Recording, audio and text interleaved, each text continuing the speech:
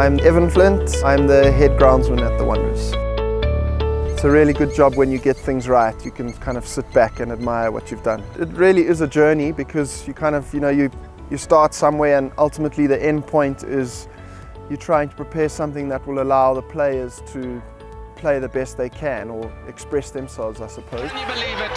Finally a gap for the reed. A pitch actually takes you probably between 7 and 10 days worth of rolling time to prepare it, but you're always preparing, so even in the winter months is when you do your heavy work and your off-season work, but you're always preparing something. You always got your eye on what's next, what's coming next. So it's kind of a year-long journey, even though you only have a cricket season, but you always are preparing for something.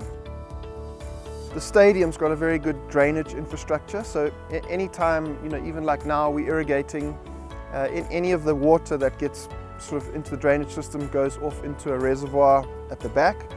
Every time there's a thunderstorm, all of the runoff from the stands, from the stadium, all gets captured and gets put into a reservoir. So we very, very seldom have to use municipal water, if at all. So we're always using borehole water for the ground.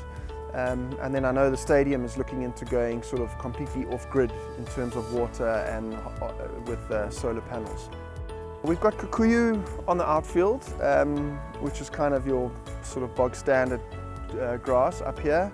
The pitch grass is a little bit different, that's scarplas, but the major difference is the soil type. So the clay content on the pitch is about 55%, and that's what makes it sort of hard, gives it that bounce, and also makes it crack.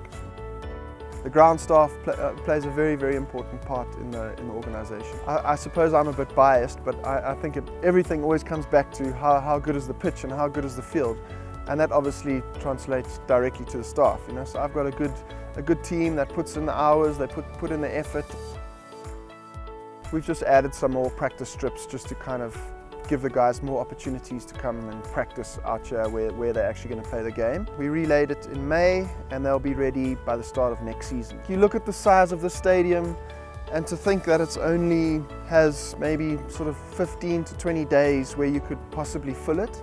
So for the majority of the year it sits empty. So I would like to get to a point where we can start to put in drop-in pitches, and then you can have multi-purpose venues, so you could play a rugby match and then 7 days later play a cricket match, or you could have a concert and you could play a cricket match within a few days. So very similar to like the Australian model, the MCG, those kind of New Zealand grounds, a lot of them have the drop-in pitches, so hopefully it's something we can get to in the next few years.